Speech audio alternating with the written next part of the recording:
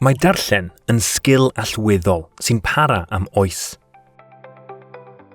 Mae darllen yn galluogi plant i fod yn greadigol, yn uchelgeisiol, yn hyderus ac yn llawn empathi.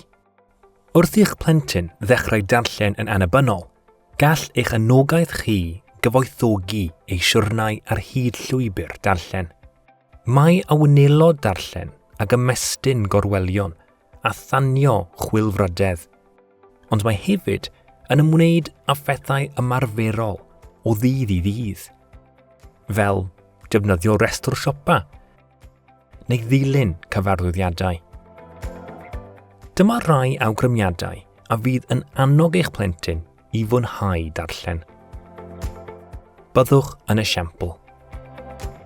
Caiff darllen a chariad at ddarllen ei meithrin gan amgylchedd y plentyn a rai o'i gwmpas.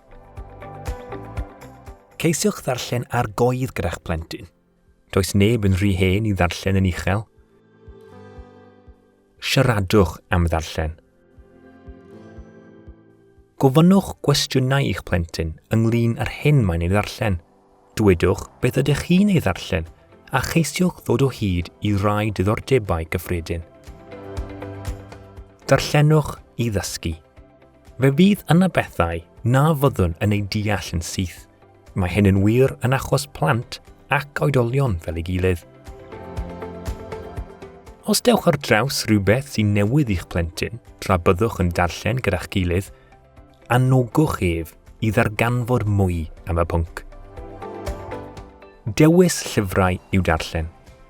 Mae yna lu o lyfrau a chynnwys ar gael, ac fydd gan bob unigolyn ei chwaith ei hun a'i hoff bynciau.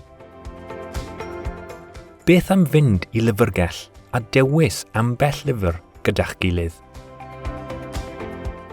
Manteision llesiant sy'n perthyn i ddarllen. Gall darllen leddfu pryder a gofid emosiynol, a gall agor drysau ar gyfer siarad am bynciau anodd.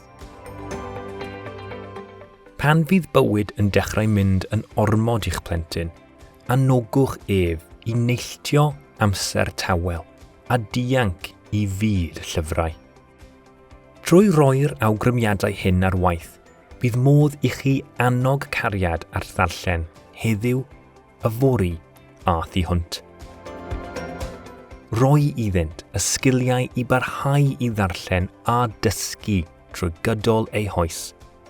Sicrhau ei bod yn unigolion hyderus sy'n barod i fyw bywydau gwerth chweil.